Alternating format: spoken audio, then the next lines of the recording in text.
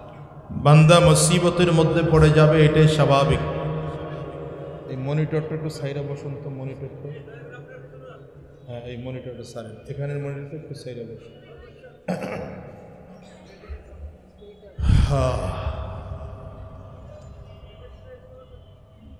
আপনারা কথা বলেন কেন?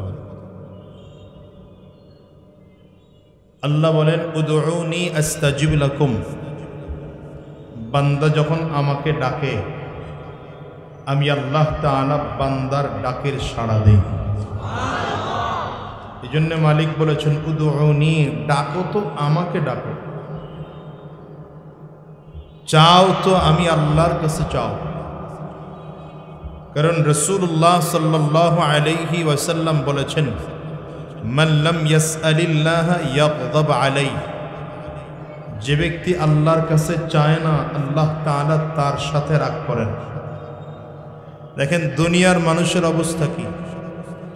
দুনিয়ার মানুষের অবস্থা হলো, দুনিয়ার মানুষের কাছে চাইলে মানুষ বেজার হয়, না চাইলে মানুষ খুশি। কিন্তু আল্লাহ পাকের কাছে চাইলে আল্লাহ খুশি, না চাইলে আল্লাহ বেজার। এর একটা কারণ আছে। কারণ হলো দুনিয়ার মানুষের কাছে মানুষ চাইলে বেজার হয়, কারণ দুনিয়ার মানুষের সম্পদ লিমিট আছে, সীমাবদ্ধতা আছে। এতটুকু আমার সম্পদ, এর বেশি সম্পদ আমার নাই। তো এখান থেকে যদি অমুককে এটা দিয়ে ফেলি তাইলে আমার শেষ হয়ে যাবে।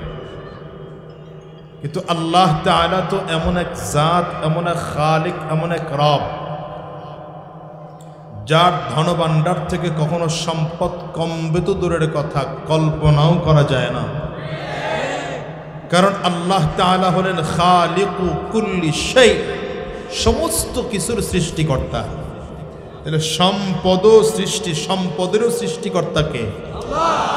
জোরে বলেন আল্লাহ। সম্পদেরও সৃষ্টিকর্তা কে? আল্লাহ। আল্লাহর কাছে চাইলে আল্লাহ বেজার হবেন কেন? বরঞ্চ আল্লাহর কাছে চাইলে আল্লাহ তাআলা বান্দাকে দিতে পারলে আল্লাহ পাকের কুদরতি অন্তর খুশি হয়ে যায়। এই জন্য মুসলমান চাওয়ার দরকার তো আল্লাহর কাছে চান। চাওয়ার দরকার তো কার কাছে যাব? জোরে বলেন, সবাই বলে না, জোরে বলেন। চাওয়ার দরকার তো কার কাছে যাব? এই ডান হাতের আঙ্গুলটা, শাহাদাত আঙ্গুলিটা উঁচা করে বলেন কার কাছে? আরো জোরে, কার কাছে? দেওয়ার মালিক কে? জোরে বলেন। সম্পদ নাই দেওয়ার মালিক কে? সম্মান নাই দেওয়ার মালিক কে? গাড়ি বাড়ি নাই দেওয়ার মালিক কে? টাকা পয়সা নাই দেওয়ার মালিক কে? ইজ্জত নাই দেওয়ার মালিক কে? চাওয়ার দরকার হলে কার কাছে যাব? দিবেন কে? দুনিয়ার কারো কাছে চায় লাভ নেই। আমাদের দেশে একদল আছে না, মাজারের কাছে চায়। নিজের বাবা আর মায়ের খবর নাই, এরা মাজারে গরু নিয়ে দৌড়ায়, কেউ আবার ছাগল নিয়ে দৌড়ায়, কেউ ভেড়া, মহিষ, শিয়াল, শুয়োর, কুত্তা, বানর, বিদায়, ইঁদুর, পাতিশ্রীগা, টিকটিকি, তেলা পোকা সহ নিয়ে বাবার দরবারে হাজির করে। নিজেও যায়, বিবিরেও নিয়ে যায়, সন্তানও নিয়ে যায়, মেয়েটারেও নিয়ে যায়। বাবার দরবারে গেলেই নাকি বরকত হয়। নাউজুবিল্লাহর পাওয়ার এই। বাবার দরবারে নিয়ে যায়, নিয়ে যাওয়ার রেজাল্ট কি হলো? কিছুদিন পরে দেখা গেছে নামদারি বাবায় বউ লইয়া বাঁচছে। এ হলো দেশের অবস্থা। এর কাছে চায় লাভ কি? যার কাছে চাইবা সে তো আরেক ভিখারি, ওর কাছে চায় লাভ আছে? চাও তো এমন একজনের কাছে চাও যার সম্পদের শেষ নেই। কে তিনি? দেওয়ার মালিক আল্লাহ, ঠিক না? আরে সাহাবায়ে কেরাম চাইছেন আল্লাহর কাছে, আল্লাহ ওয়ালারা চাইছেন আল্লাহর কাছে, তাবিঈন চাইছেন আল্লাহর কাছে, তাবিঈ তাবিঈন চাইছেন আল্লাহর কাছে, এমনকি আমার নবী নিজেও চাইছেন আল্লাহর কাছে। 6 বছর নবীজি মদিনায় দাওয়াত দিয়েছেন। 6 বছর বসে আমার নবী মক্কায় দাওয়াত দিয়েছেন। মক্কায় 6 বছর দাওয়াত দিয়া মাত্র 39 জন মুসলমান হয়েছে। কতজন? নবীজির অভ্যাস ছিল রহমাতুল লিল আলামিন দিনের বেলায় দাওয়াতের কাজ করতেন, রাতের বেলায় হাত তুলে তুলে দোয়া করতেন। এক এক কাফিরের নাম ধরে ধরে ধরে ধরে দোয়া করতেন, আল্লাহ অমুককে মুসলমান বানিয়ে দাও, অমুককে ইসলামের ছায়াতলে আনিয়ে দাও। প্রসিদ্ধ দোয়া আমাদের জানা আছে, নবীজি দোয়া করেছিলেন, আল্লাহুম্মা আইজ্জিল ইসলামা বি আহাদিল আমরাইন, আল্লাহ 2 আমরের এক আমরকে ইসলামের ছায়াতলে এনে ইসলামের সম্মান বাড়িয়ে দাও। এক আমর ছিল খাত্তাবের ছিল আমর, যে আমর ইসলামের 2য় খলিফা হয়ে ইন্তেকাল করেছেন, অর্ধ পৃথিবী শাসন করেছেন, পৃথিবীর 3 ভাগের 2 ভাগ শাসন করেছেন, 2.25 কোটি বর্গ মাইল শাসন করেছেন। আরেক আমর হলো আবু জাহাল, আমর ইবনে হিশাম। নবীজির দোয়া একজনের ব্যাপারে কবুল হয়েছে, আর একজনের ব্যাপারে কবুল হয়নি। দোয়া তো আমার নবীও করছেন। হযরত ওমর ফারুক রওনা করেছিলেন নবীজির মাথা আনার জন্য। এক হাতে বোনকে ধরা, আরেক হাতে বোন জামাইকে ধরা, তরবারিটা উলঙ্গ অবস্থা হাতে, খাপের মধ্যেও না। দারুল আরকামের দিকে যাইতেছেন হযরত ওমর। সাহাবায়ে কেরাম বসার থেকে দাঁড়িয়ে গিয়েছেন, বললেন, ইয়া রাসূলুল্লাহ, ইয়া হাবিবাল্লাহ, আপনি যদি বলেন, শুধু অনুমতি দেন, ওমরের কল্লা ফালায় দেব। নবীজি বললেন, না, আগে আমাকে দেখতে দাও, ওমর কি করে আমাকে বুঝতে হবে। হযরত ওমর নবীজির সামনে আসলেন। কিতাবের মধ্যে লেখে, নবীজির ডান হাতের শাহাদাত আঙ্গুলিটা দিয়া হযরত ওমর ফারুক রাদিয়াল্লাহু আনহুর কোমরের এই জায়গায় খোঁচা দিয়েছেন। হালকা করে একটু ধাক্কা দিয়ে বললেন, কি ওমর, কেন আসছ? কথা বলতে দেরি হযরত ওমরের শরীরের মধ্যে কম্পন শুরু হয়ে গেছে। থর থর থর থর করে কাঁপতে আরম্ভ করেছেন হযরত ওমর। কাঁপতে কাঁপতে কাঁপতে কাঁপতে হযরত ওমর জমিনের মধ্যে লুটিয়ে পড়েছেন। তারপর এটা হাত থেকে নবীজির পায়ের সামনে বিছিয়ে দিয়েছেন। বিছিয়ে দিয়ে বললেন, ইয়া রাসূলুল্লাহ, ইয়া হাবিবাল্লাহ, আল্লাহর কসম, এই তরবারি এতদিন চলেছে ইসলামের বিরুদ্ধে, কোরআনের বিরুদ্ধে, সাম্যের বিরুদ্ধে, আপনার বিরুদ্ধে, দ্বীনের বিরুদ্ধে। আজকের থেকে এই তরবারি চলবে ইসলামের পক্ষে, কোরআনের পক্ষে, দ্বীনের পক্ষে, সত্যের পক্ষে, আপনার পক্ষে। হুজুর হাত বাড়িয়ে দিলাম, কালিমা পড়িয়ে দেন, মুসলমান হয়ে যাও। হযরত ওমর কালিমা পড়ে মুসলমান হয়ে গেছেন।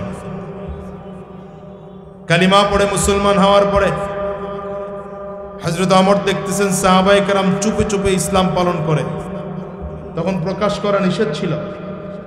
নবীজির কাছে প্রশ্ন করলেন হযরত ওমর, হুজুর, আমরা যেই ধর্ম পালন করি, এই ধর্মের মধ্যে কি কোনো সন্দেহ আছে? বলে, না, এটা হক ধর্ম। বলে, হ্যাঁ, কোনো সন্দেহ নাই। নবীজি বললেন, না। হযরত ওমর বলেন, হক ধর্মের মধ্যে যদি কোনো সন্দেহ না থাকে, তাইলে দেরি কেন আর চুপে চুপে কেন? এখন থেকে ইসলামের দাওয়াত প্রকাশ্যে চলবে। প্রকাশ্যে দাওয়াত দেওয়ার জন্য হযরত ওমর নবীজির কাছে অনুমতি চাইলেন, ইয়া রাসূলুল্লাহ, ইয়া হাবিবাল্লাহ, আপনি যদি বলেন, আমি আপনার সাহাবায়ে কেরামদেরকে নিয়ে তাকবীর দিয়ে দিয়ে বাইতুল্লাহ পর্যন্ত যেতে চাই। দারুল আরকামে সাহাবায়ে কেরাম বসা, হযরত ওমর তাকবীর দিচ্ছেন, সামনের দিকে হাঁটতেছেন, সাহাবায়ে কেরাম পেছনে পেছনে চলতেছেন। হযরত ওমর তাকবীর দিচ্ছেন, লিল্লাহি তাকবীর, লিল্লাহি তাকবীর, আরো জোরে লিল্লাহি তাকবীর, আওয়াজ দিয়া লিল্লাহি তাকবীর। হযরত ওমর তাকবীরের আওয়াজ দিয়েছেন, আর মুসলিম 39 জন মুসলমান পেছনে তাকবীর দিতে দিতে হযরত ওমরের সাথে বাইতুল্লাহ পর্যন্ত চলে আসছেন। হযরত ওমরের তাকবীরের আওয়াজ শুনে আবু জাহাল, আবু লাহাব, উতবা, শায়বা, উবাই, উমাইয়া, এই মক্কার বড় বড় কাফেরদের লিডারেরা মক্কার আড়ালে গিয়া, কাবার এক আড়ালে গিয়া দাঁড়িয়েছেন। হযরত ওমর কাবার সামনে গিয়ে ঘোষণা দিলেন, এখন থেকে আমি কালিমা পড়েছি, আমি ওমর কালিমা পড়ে মুসলমান হয়ে গিয়েছি। কেউ ইসলামের বিরুদ্ধে আজকের থেকে বলবে না। শোনো, তোমরা যদি তোমাদের সন্তানকে পিতৃহারা করতে না চাও, তোমাদের মায়ের কোলকে যদি খালি করতে না চাও, তোমরা যদি তোমাদের বাবার কোলকে খালি করতে না চাও, তোমরা যদি তোমাদের স্ত্রীকে বিধবা করতে না চাও, তাহলে আজকের থেকে আর ইসলামের বিরুদ্ধে বলবে না আমি ওমর কালিমা পড়েছি, মুসলমান হয়ে গিয়েছি। এই ওমর, হযরত ওমর নবীজির দোয়ার ফসল। হযরত ওমর নবীজির দোয়ার ফসল। আরে দোয়ার ফসল কি বলবো, আমার নবী নিজেও তো আমাদের জাতির পিতা, আমাদের জাতীয় পিতা মুসলমানদের ইব্রাহিম আলাইহিস সালামের দোয়ার ফসল। হযরত ইব্রাহিম আলাইহিস সালাম আল্লাহর কাছে দোয়া করেছিলেন, রব্বানা ওয়াবআস ফীহিম রাসূলা, আল্লাহ আপনি এমন একজন রাসূল পাঠান, ইয়াতলু আলাইহিম আয়াতি, যিনি উম্মতের মাঝে যেন আপনার আয়াত তিলাওয়াত করে করে শোনায়। আল্লাহ তাআলা আমার নবীকে পাঠিয়ে দিয়ে পাল্টা আয়াত নাজিল করলেন, পাল্টা আয়াত নাজিল করে বললেন, হুয়াল্লাযী বাআসা ফিল উম্মিয়িনা রাসূলাম মিনহুম ইয়াতলু আলাইহিম আয়াতি। যেহেতু আমার ইব্রাহিম আমার খলিল বলেছিল একজন নবী পাঠানোর জন্য, যেই নবী আমার আয়াত তিলাওয়াত করবে, আমি খলিলের দোয়ায় হাবিবকে পাঠাইলাম। খলিলের দোয়ায় কারে পাঠাইলাম? কথা বুঝে না। খলিলুল্লাহর দোয়ায় আল্লাহ কারে পাঠাইলেন? হাবিবুল্লাহকে পাঠাইলেন। নবীজির এই কাজ ছিল। আমার নবীও তো ইব্রাহিম আলাইহিস সালামের দোয়ার ফসল। এই জন্যে বলি, দোয়া একটা বড় সম্পদ। দোয়া বিশাল এক বড় সম্পদ। দোয়া যেই মানুষ পায় সেই মানুষের যোগ্যতা লাগে না, আল্লাহ তাআলা যোগ্যতা ছাড়াও উপরে উঠায় দেন। এই জন্য প্রথম নম্বর কাজ, বড়দের দোয়া নেবেন। জীবনে বড় হতে চাইলে মায়ের দোয়া নেবেন, বড় হতে চাইলে বাবার দোয়া নেবেন, বড় হতে চাইলে মুরব্বীদের দোয়া নেবেন। জীবনে সাকসেস হতে চাইলে বড় বড় ব্যক্তিদের, আল্লাহ ওয়ালাদের দোয়া নেবেন। এদের দোয়া জীবনে কাজে লাগবে। এখন আদবওয়ালা জিন্দিগি নেই, দোয়ার জিন্দিগি নেই, বেয়াদবের জিন্দিগি শুরু হয়ে গেছে। কথা বলেন না, ঠিক না? আমি তো মাঝে মাঝে বলি, কুয়াকাটা হুজুরের বিরুদ্ধে সমালোচনা করার মতো একদল লোকই তৈয়ার আছে। সমালোচনা, এমন কোন সমালোচনা বাকি নাই যে এই মানুষটার বিরুদ্ধে সমালোচনা করা হয়নি। কিন্তু দিন দিন তারপরেও জনপ্রিয়তা কমে না, বাড়তেছে। কথা বলেন না? দীর্ঘ এক যুগের উপরে এই একজন আল্লাহর বান্দা বাংলাদেশের জনপ্রিয়তার শীর্ষে অবস্থান করছেন, ঠিক কিনা বলেন? আমার কাছে মনে হয় আপনি খুঁজে দেখেন এই আল্লাহর বান্দার উপরে কোনো বড় ব্যক্তিদের দোয়া আছে, ঠিক না? কারণ দোয়া এমন এক ফসল। রাসূলুল্লাহ সাল্লাল্লাহু আলাইহি ওয়াসাল্লাম বলেন, আদ-দুআউ মুখুল ইবাদা, দোয়া হলো ইবাদতের মগজ। অন্য হাদিসে নবী বলেন, আদ-দুআউ হুয়াল ইবাদা, দোয়াটাই হলো ইবাদত। অন্য হাদিসে রাসূল বলেন, আত-তাকদীরু লা ইয়ারুদ্দু ইল্লা আদ-দুআ, তাকদীর পর্যন্ত দোয়ার মাধ্যমে পরিবর্তন হয়ে যায়। তাকদীর তো নির্দিষ্ট থাকে, তো দোয়ার মাধ্যমে তাকদীর পর্যন্ত পরিবর্তন হয়ে যায়। ইমাম বুখারী রাহমাতুল্লাহি আলাইহি, নাম শুনছেন? কথা কয় না? ইমাম বুখারী রাহমাতুল্লাহি আলাইহি অন্ধ হয়ে গেছিলেন ছোটবেলায়।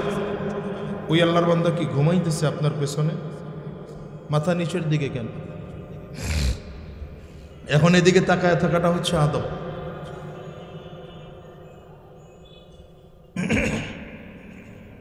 অমনোযোগী থাকেন না। আমি অমনোযোগী শ্রোতাদের সাথে কথা বলতে পারি না, খুব মনোযোগী। এই এই পিচ্ছি, হাঁটস কেন?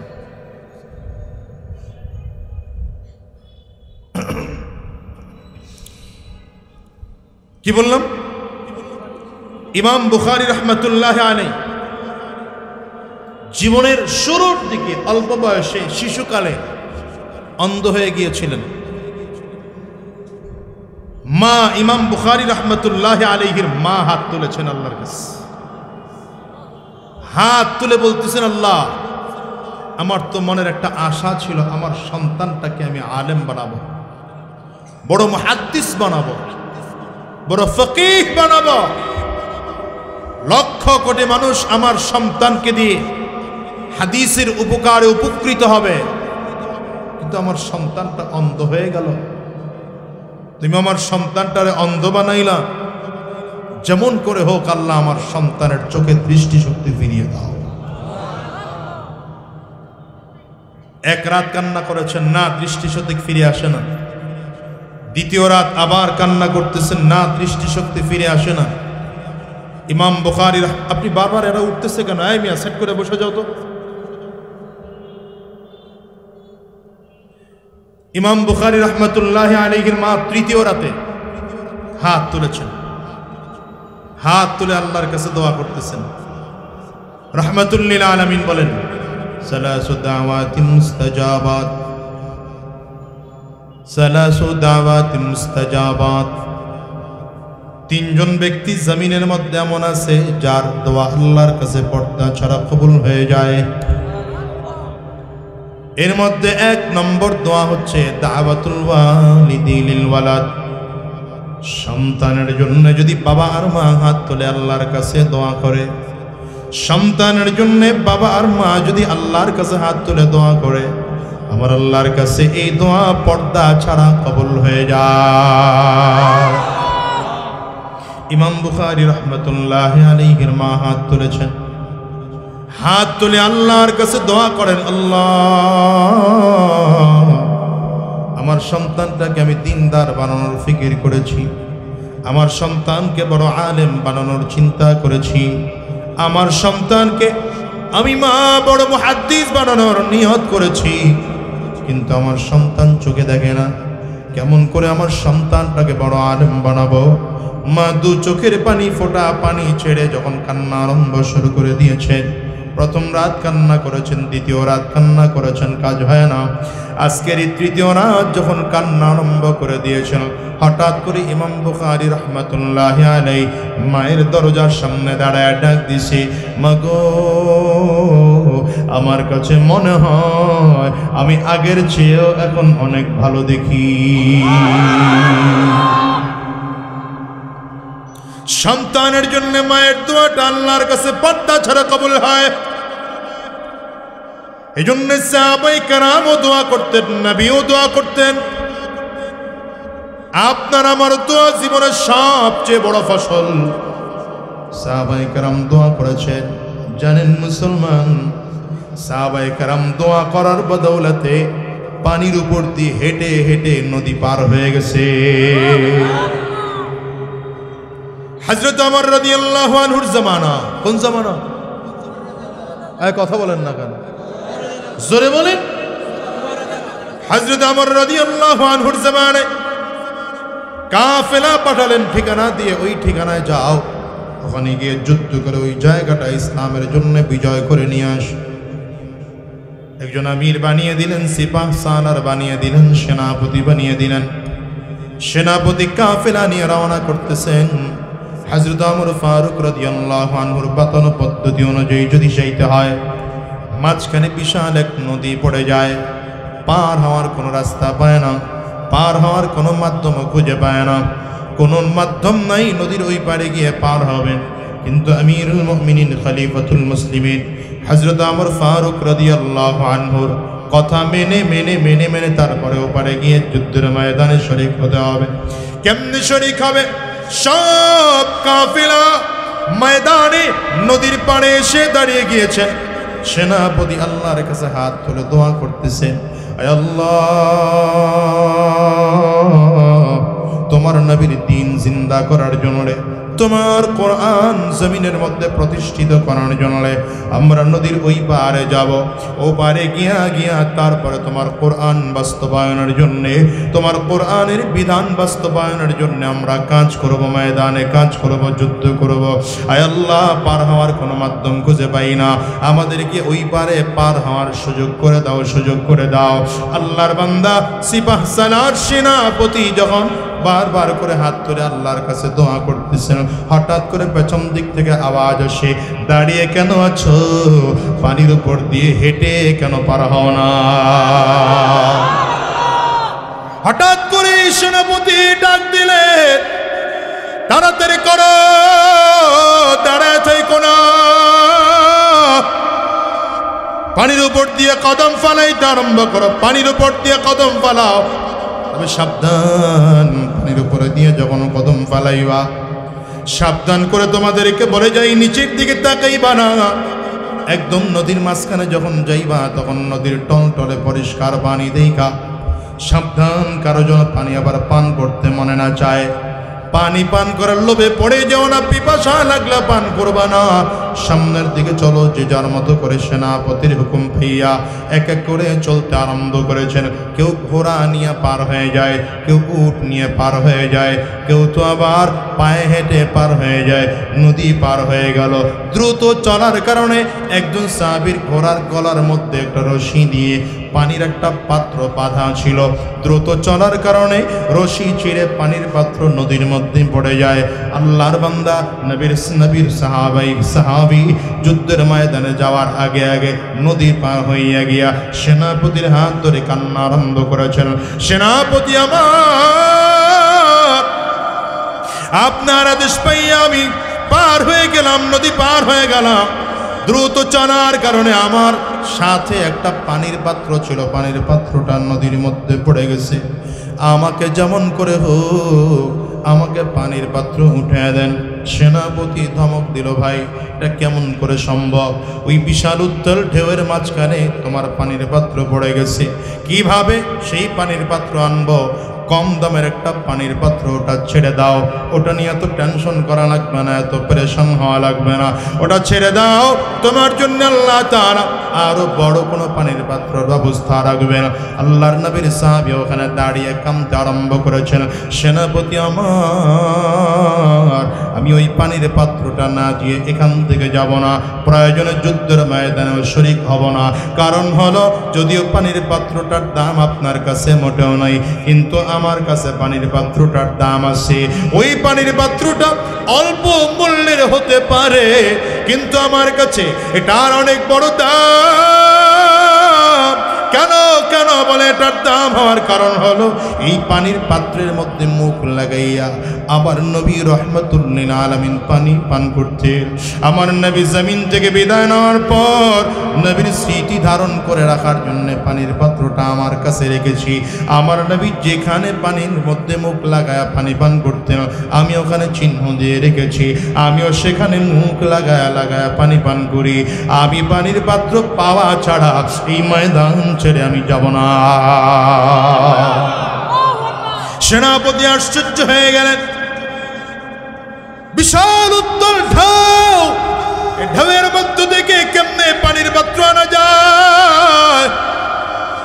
কিন্তু দুনিয়ার কোন মানুষ পানির পাত্র আনতে পারে না, মালিক চাইলে সম্ভব না অসম্ভব। চিল্লায় আর একটু জোরে আওয়াজ করে বল, মালিক চাইলে সম্ভব না অসম্ভব। জোরে বলে, যে মালিক আপনারে আমারে খাওয়া পড়ায় বাঁচাইতে পারে না, সম্ভবকে সম্ভব করতে পারলেন, এক ফোঁটা নাপাক পানি দিয়ে তো সুন্দর মানুষ বানাইতে পারলেন, সেই মালিকের কাছে এই ছোট্ট বিষয় ফেরত দেওয়া কোনো বিষয় না। সাহাবীরা আবেদন পাইয়া আল্লাহর নবীর সাহাবী সেনাপতি যিনি ছিলেন নদীর মধ্যে হাত ঢুকিয়ে দিয়েছেন, পানির মধ্যে হাত ঢুকিয়ে দিয়ে বলেন, এই পুরো সাগরের মধ্যে আল্লাহর এমন কোন মাখলুক কেউ কি আছো যেই মখলুক নবীজির প্রিয় সাহাবের প্রিয় পানির পাত্রটা ফিরিয়ে দিবা। কেউ কি আছো? একবার করে ডাক দেয়, দ্বিতীয়বার ডাক দেয়, আবার তৃতীয়বার ডাক দেয়। তৃতীয়বার ডাক দিলে হঠাৎ করে খেয়াল করতেছে মা চাইসা আল্লাহর বান্দার পানির পাত্র সেনাপতির হাতে দিয়ে যা। আল্লাহু আকবার, চিল্লা বলো। ভুলবো না ভোলা যায় নাকি বীর শহীদানের স্মৃতি, ভুলবো না ভোলা যায় নাকি বীর শহীদানের স্মৃতি। রক্ত দিয়ে জীবন দিয়ে, রক্ত দিয়ে জীবন দিয়ে জ্বালালে দিনের বাতি, ভুলবো না ভোলা যায় নাকি বীর শহীদানের স্মৃতি। ওই মদিনার ইসলাম বাংলাদেশে এমনি এমনি আসে নাই রে মুসলমান। মদিনার ইসলাম বড় কষ্টের কারণে ইসলাম এখানে আসছে, ঠিক কিনা বলে? মদিনায় আমার নবীর ইসলাম আজকে বাংলাদেশে বসে কামরাঙ্গীর চরের মতো এলাকায় বৈশা নিরাপত্তার সাথে কত চমৎকার করে দিনের বয়ান শোনো। মুসলমানের একমাত্র কারণ আছে, আমার নবীর দান্দান মুবারক শহীদ হওয়া, এটা বড় কারণ। আমার নবীর রক্তের বিনিময়ে ইসলাম এদেশে এসেছে। আমার নবীর মাথার লোহার টুপি ভেঙে লোহার টুকরা আমার নবীর মাথার কুলির মধ্যে ঢুকে যাওয়ার বিনিময়ে ইসলাম এদেশে এসেছে। রে মুসলমান সাহাবায়ে কেরামদের শাহাদাতের বিনিময়ে ইসলাম এদেশে এসেছে। চিল্লায় আওয়াজ করে জোরে বলো ঠিক কিনা, ঠিক কিনা বলো। রক্ত দিয়ে জীবন দিয়ে, রক্ত দিয়ে জীবন দিয়ে জ্বালালে দিনের বাতি, ভুলবো না ভোলা যায় নাকি আল্লাহর দিন আল্লাহর জমিনে করেছ বিজয় তোমরা। ইনসাফের ধ্রুব পতাকা তুলে ধরেছ তোমরা। আল্লাহর দিন আল্লাহর জমিনে করেছ বিজয় তোমরা। ইনসাফের ধ্রুব পতাকা তুলে ধরেছ তোমরা। আল কোরআনের আহ্বানে নির্যাতিতদের পাশে দাঁড়ালে, আল কোরআনের আহ্বানে নির্যাতিতদের পাশে দাঁড়ালে, আরশে আজিমের প্রতিবেশী হল পেলে জান্নাতে বাড়ি। ভুলবো না ভোলা যায় নাকি, বলেন না ভুলবো না ভোলা যায় নাকি বীর শহীদানের স্মৃতি, ভুলবো না ভোলা যায় নাকি বীর শহীদানের স্মৃতি, ঠিক কিনা বলেন না। আমার নবীও দোয়ার ফসল। আমার নবী আমাদের জাতীয় পিতা ইব্রাহিম আলাইহিস সালাতু ওয়াস সালামের দোয়ার ফসল। পয়গম্বরের সাহাবী হযরত ওমর নবীর দোয়ার ফসল। ইমাম বুখারীর চোখ উঠে যাওয়া আবার চোখ ফিরে আসা, এটাও আমার নবী ইমাম বুখারীর মায়ের দোয়ার ফসল। এ দুনিয়ার মুসলমান, নবীর সাহাবায়ে কেরাম দোয়ার বিনিময়ে নদী পার হয়ে যায়। নবীর সাহাবীদের দোয়ার ফসল, ঠিক কিনা জোরে বলো। আর ভাই সমস্ত নবীরা দোয়া করেছেন, আমার নবীকেও আল্লাহ তাআলা দোয়া করার অধিকার দিয়েছিলেন। মুসলিম শরীফের হাদিসের মধ্যে এসেছে রাসূলুল্লাহ সাল্লাল্লাহু আলাইহি ওয়াসাল্লাম বলেন, লিকুল্লি নবিয়্যিন দাওয়াতুম মুস্তাজাবা ফাতাআজ্জালা কুল্লু নবিয়্যিন দাওয়াতাহু وإني اختبأت دعوتي شفاعة لأمتي يوم القيامة رحمة للعالمين বলেন দুনিয়ার মানুষ সমস্ত নবীদেরকে জান্নাত সমস্ত নবীদেরকে দুনিয়ার মধ্যে দোয়া করার অধিকার দেওয়া হয়েছিল আমি নবীকেও দোয়া করার অধিকার দেওয়া হয়েছিল আমি নবী সমস্ত নবীরা দোয়াটা দুনিয়ায় বসে করেছে আমি নবী দোয়াটা দুনিয়ায় বসে করি নাই দোয়াটা দুনিয়ায় বসে করি নাই মুসলমান ভালো করে জানবেন এমনিই তো সমস্ত নবীদের দোয়া আল্লাহর কাছে কবুল হয়ে যায় সব নবীদের দোয়া আল্লাহর কাছে কবুল কিন্তু তারপরে স্পেশাল করে আমার আল্লাহ তাআলা রাহমাতুল লিল আলামিন সহ অন্যান্য নবীদেরকে এমন একটা দোয়া করার অধিকার দিয়েছিল দোয়া করলে আল্লাহর কাছে কবুল হয়ে যায় আমার নবীকেও দোয়াটা করার অধিকার দিয়েছিলেন নবী আমার বলেন দোয়াটা করার সুযোগ থাকার পরেও আমি নবী দোয়াটা দুনিয়ায় বসে করি নাই কেন করি নাই জানো আমি ওই নবী দোয়াটা কিয়ামতের ময়দানে আমার উম্মতের শাফাআতের জন্য রেখে দিয়েছি নবী কারে কইছি না আমার নবী তো আজ মদিনায় বসে কান্না করে ও মুসলমান কিয়ামতের ময়দানে নবী কাঁদবেন সারাটা জীবন আমার নবী মদিনায় বসে কান্না করেন আমার নবী কান্না করেছেন জীবিত থাকা অবস্থায় নবী আজকে জমিনে নাই ওই রওজায় বসেও আমার নবী কান্না করেন হাদিসের মধ্যে আসছে কিয়ামতের ময়দানে সব মানুষগুলো উলঙ্গ হয়ে উঠবে আমার নবীর পরনে কাপড় থাকবে সাহাবায়ে কেরাম ফেরেশতারাও তাকিয়ে তাকিয়ে দেখবে আমার নবীর ডান সাইডটা কাদা মাটি মাখা রাহমাতুল লিল আলামিনের জিজ্ঞাসা করবে পয়গম্বর আপনার ডান সাইডটা কাদা মাটি মাখা কেন রাহমাতুল লিল আলামিন বলবেন আমি আমার উম্মতের জন্য কবরে বসে ঘুমাইতে পারি না আমার উম্মতের জন্য কান্না করেছি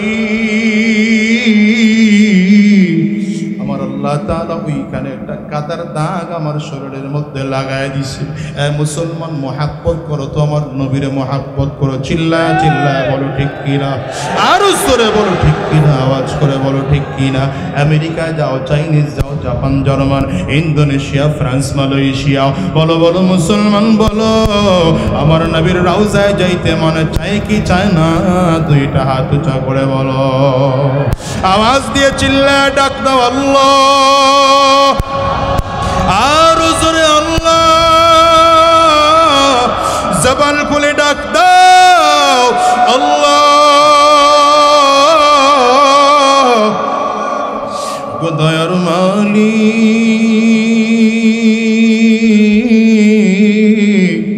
যতগুলো গোলাম আমরা দুইটা হাত ভিক্ষুকের মতো বাড়াইলাম জীবনে একটা বার হলেও নবীর রওজা না দেখাইয়া কাবা তওয়াফ না করাইয়া জমিন থেকে নিও না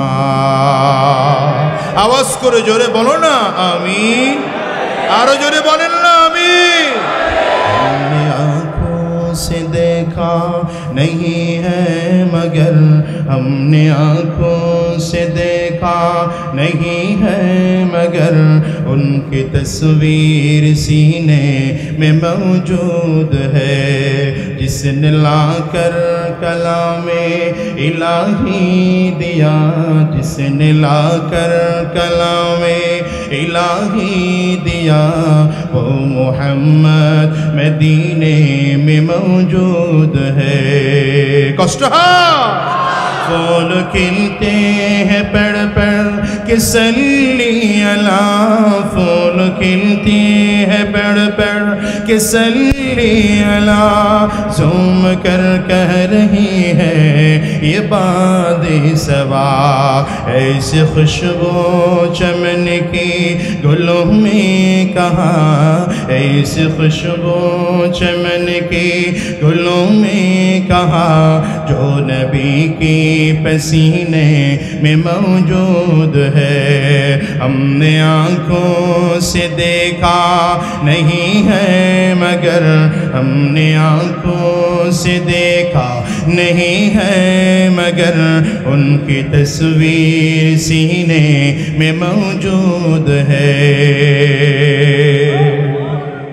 हमने माना कि जन्नत बहुत है हसी हमने माना कि जन्नत बहुत है हंसी छोड़कर हम मदीना न जाए कहीं ऐसी छोड़कर हम मदीना न जाए कहीं यूं तो जन्नत में सब है बुझेनনি কিছু বুঝেননি মিয়া अरे कभी कहे जन्नतेर मध्य सब आछे मदीना तो नहीं मदीनाय तो जन्नत आछे यूं तो जन्नत में सब है मदीना नहीं यूं तो जन्नत में सब है मदीना नहीं और जन्नत मदीने में मौजूद है हमने आँखों से देखा नहीं है मगर हमने आँखों से देखा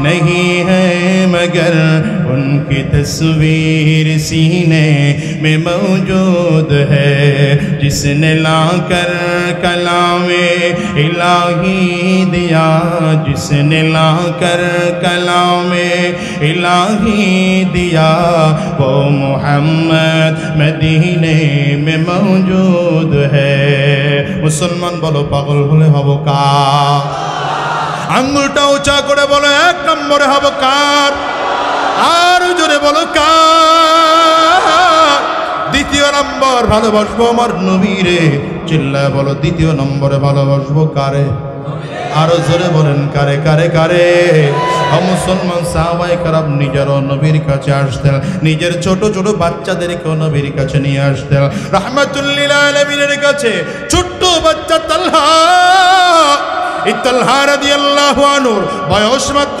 7-8 বছর বাবার সাথে রাহমাতুল লিল আলামিনের দরবারে চলে আসছেন বাবা ছোট্ট বাচ্চারে দূরে বসায় রেখা রাহমাতুল লিল আলামিনের সাথে কথাবার্তা বলতেছেন কথাবার্তা শেষ হয়ে গেলে বাড়িতে যখন বিদায় হয়ে যাবেন বাড়িতে রওনা করবেন ছোট্ট বাচ্চাটা বাবার হাত ধরে বারবার করে টান দেয় বাবা নিচের দিকে তাকায় বলে কি রে বেটা কি হলো তোর ছোট্ট বাচ্চা ডেকে বলে আব্বু হাত আমার কেন ধরে রাখছো এতক্ষণ তুমি আমার নবীর পাশে বসে বসে বসে তুমি কত চমৎকার করে কথাবার্তা বলেছো আমার কি আমার নবীর সাথে কথা বলতে মনে চায় না হাতটা আমার একটু ছেড়ে দাও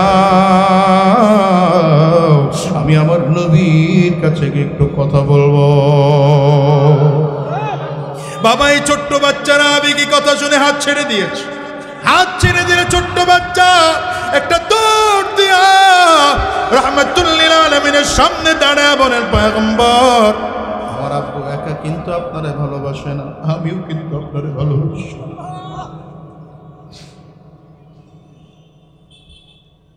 নবী আমার আব্বু শুধু আপনারে একা ভালোবাসে না আমিও কিন্তু আপনারে ভালোবাসি এতক্ষণ আমার আব্বুরে অনেক সবক আপনি দিয়েছেন নবী আমার একটা সবক আপনি দেন আমি যদি আজকের জীবনের শেষ দেখাও হয় যদি আমি জমিন থেকে বিদায় হয়ে যাই মালিকের কাছে বলতে তো পারবো আল্লাহ নবীর একটা আদেশ পালন করে জমিন থেকে বিদায় হইছে বাচ্চাটা আমার নবীর সামনে কথা বলতেছে ছোট্ট বাচ্চাকে পরীক্ষা নেওয়ার জন্য আমার নবী ডেকে বললেন বাবা এক কাজ কর তোমার কবরের মধ্যে যে ছুরিটা আছে যাও যাও এই ছুরিটা বের করে তোমার বাবার মাথা কেটে আমার সামনে হাজির করে দাও এই ছোট্ট বাচ্চা বাবার মাথা কেটে আনার জন্য তার বাড়িটা কোমর থেকে টান দিয়ে বের করলেন রাহমাতুল লিল আলামিনের আদেশ পালন করার জন্য বাবার থেকে দৌড় রাহমাতুল লিল আলামিন ডাক ডাক রে তালহা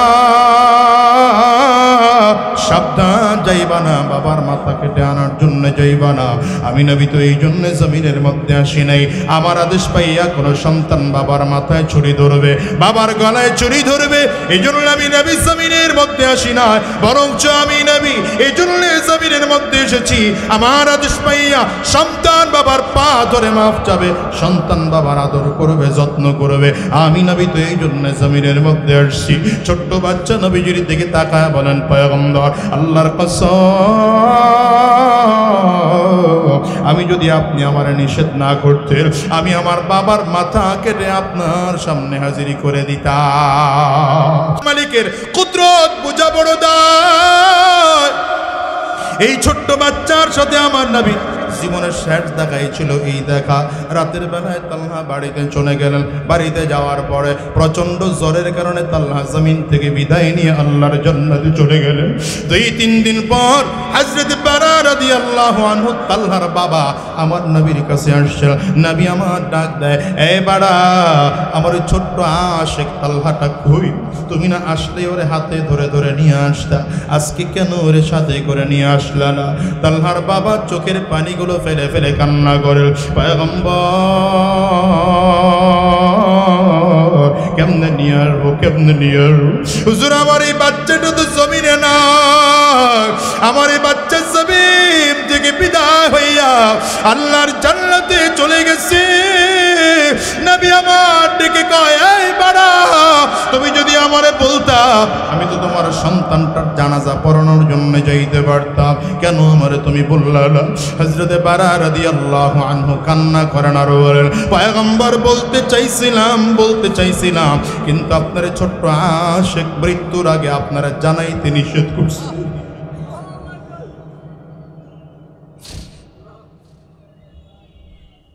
আপনার এই ছোট্ট আশিকটা আপনারা জানাইতে দেয় নাই। বলে, কেন? আপনার এখান থেকে যাওয়ার পরে আমার বাচ্চাটার দিকে তাকায় দেখি প্রচন্ড জ্বর। আমি বাচ্চাটারে উঠে কোলের মধ্যে মাথাটা নিলাম, বাচ্চাটা থর থর থর থর করে কাঁপতেছে। আমি বাচ্চার মাথার মধ্যে হাত বুলাই, বাচ্চাটা আমার দিকে তাকায় কান্না করে আর বলে, আব্বু, আমি মনে হয় আর জমিনের মধ্যে বাঁচব না, জমিন থেকে বুঝি বিদায় হয়ে যাবে। তবে আব্বু, তোমার কাছে আমি বলি, আমি যদি আজকে রাতটা বেঁচে থাকি, আগামীকালকে সকালবেলায় যদি আমি মারা যাই, আমার নবীর তুমি খবরও দিবা। নবী যেন এসে আমার জানাজা পড়ায় দেয়, আমার নবী যেন নিজের হাতে আমার দাফন দিয়ে কবরের মধ্যে রাখে। কিন্তু বাবা, আমি যদি সকাল পর্যন্ত বেঁচে না থাকি, আমি যদি রাত্রিবেলায় মারা যাই, সাবধান, আমার নবীর খবর দিবা না, আমার নবীর রাতের বেলায় খবর দিব না। কেন রে বাবা খবর দিব না? বলে, আপু, তুমি জানো মদিনার গলির মধ্যে আমার নবীর দুশ্মনের অভাব নয়, আমার নবীর শত্রুর অভাব নয়।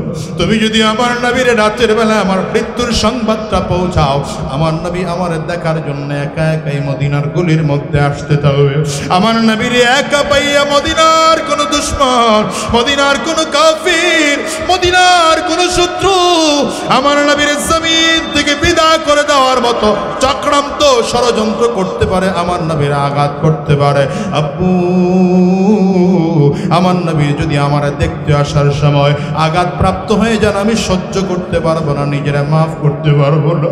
আব্বু, আমার নবীর রাতের বেলায় খবর দিবা না। হুজুর, আমি এই জন্য রাতের বেলায় আপনারে খবর দেই নাই। কামরাঙ্গীর চরের মুসলমান, আমি তোমাদের কাছে জানতে চাই, মাত্র 7-8 বছরের বাচ্চা এই তালহার কলিজার মধ্যে যদি আমার নবীর জন্য এত মায়া থাকে, এত মায়া থাকে, আজকে 16 কোটি মুসলমানের দেশে নবীর প্রতি কি এতটুকু মায়া নাই? 92 ভাগ মুসলমানের দেশে আমার নবীর জন্য কি এতটুকু মায়া নাই?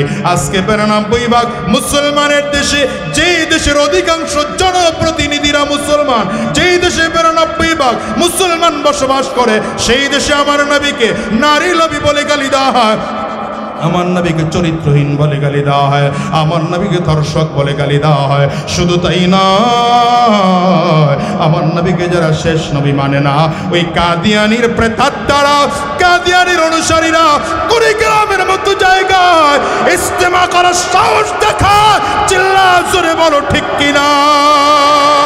মুসলমান শুনে রাখো, শুনে রাখো, আমার নবীর ইজ্জত হেফাজতের জন্য কুড়িগ্রামের মুসলমান 2 জন শাহাদাত বরণ করেছেন। আমি তো বলি 2 জন কেন, প্রয়োজনে 200 হবে, প্রয়োজনে 2000 হবে, প্রয়োজনে 2 লক্ষ হবে, প্রয়োজনে 2 কোটি হবে, তারপরেও আমার নবীর ইজ্জতকে এই বাংলার জমিনে অপমান হতে দেব না, দেব না, দেব না।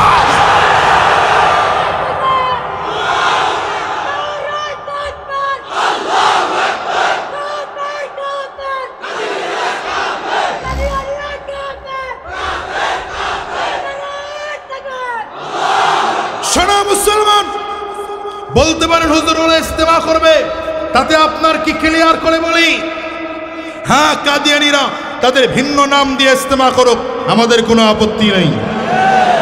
এদেশে খ্রিস্টানরা তাদের ধর্ম পালন করে, আমরা বাধা দেই না। বৌদ্ধরা পালন করে, বাধা দেই না। হিন্দুরা পালন করে, বাধা দেই না। সব ধর্মের লোকরা পালন করবে, বাধা দেব না। কিন্তু মুসলমান নাম দেবে, আমার নবীকে শেষ নবী মানবে না, ওরা বাংলার জমিনে বসবাস করার অধিকার রাখে না, অধিকার রাখে না। আমরা সরকারের কাছে সব সময় আবেদন জানিয়েছি, আজকে আবেদন জানাই, আজকে আবেদন জানাই, সংসদে আইন পাশ করতে হবে, আমার নবীর পরে নবী নাই, নবীর পরে নবী নাই, আমার নবী শেষ নবী, আমার নবীর পরে নবী নাই। কাফির কাদিয়ানীরা কাফির, একটা আইন পাশ করতে হবে, ঠিক কিনা বলো মুসলমান? আমি লম্বা সময় নেব না, যেহেতু আমাদের হযরত কুয়াকাটা হুজুর আমাদের কাছাকাছি যে মাদ্রাসায় এসে বসে গেছেন, অল্প সময়ের মধ্যে চলে আসবেন ইনশাআল্লাহ। আমার ভাইয়েরা, আমি যে কথা শুরু থেকে বোঝাতে চেয়েছিলাম, দোয়া জীবনের অনেক বড় একটা সম্পদ। রমজান মাস এসেছে, এই রমজানে দোয়া করে নিজের আমলটারে শুদ্ধ করেন, দোয়া করে কপাল খুলে ফেলেন, দোয়া করে রিজিক বৃদ্ধি করেন, দোয়া করে নিজের গুনাহ মাফ করায়া রমজান যেন আমরা বিদায় দিতে পারি। আল্লাহ কবুল করুন, বলেন আমিন।